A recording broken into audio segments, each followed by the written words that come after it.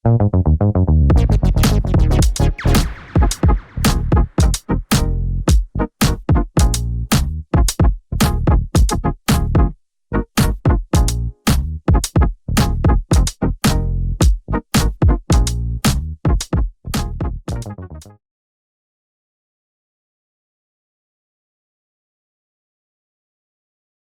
nakita nating gas station dito sa may Santa Cruz, dito sa highway ng Angeles to Porac Highway.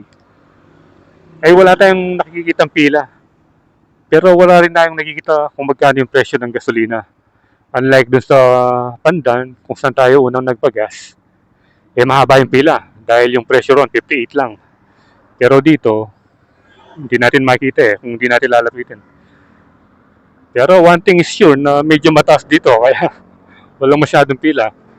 Okay, so isang makulimlim na linggo. At sana ay nasa mabuting kalagayan kayong lahat despite the ongoing war sa Iran. And for today's video ay pupuntahan natin yung Walter Mart dito sa may Manibaog, Paralaya. Yan. Malapit na dito Paglampas natin dun sa school, nandun na.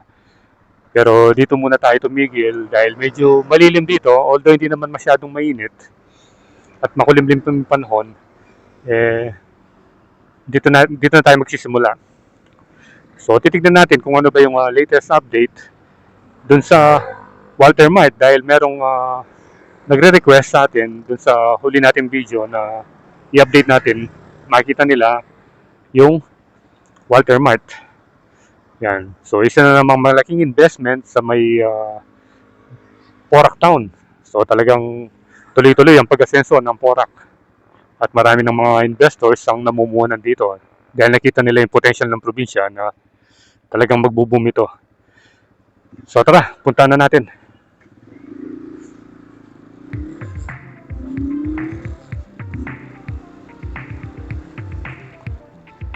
Ito na yung San Isidro Chapel, San Isidro Village.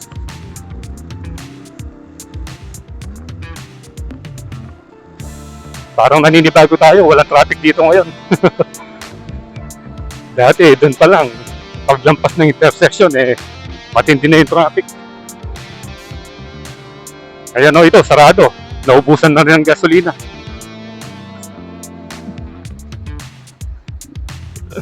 Ayan, dito na yung school. Ano ba yung school na to? Santa Cruz Elementary School.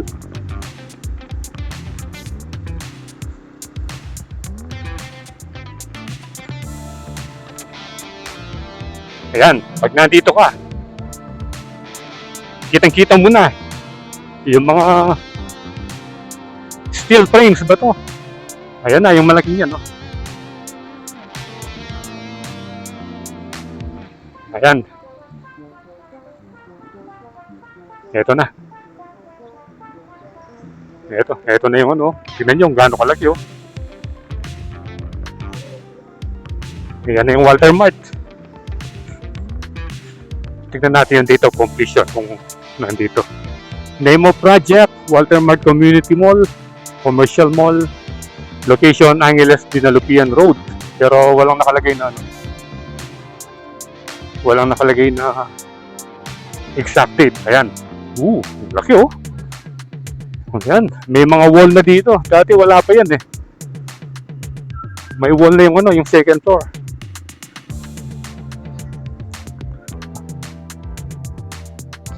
Ayun, no? Kitang-kita na natin yung loob.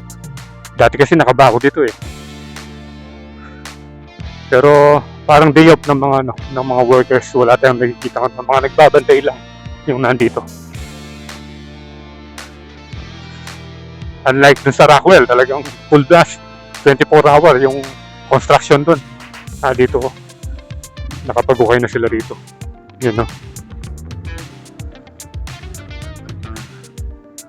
Ayan, so hanap na lang tayo ng spot dito para makunan natin ng aerial view.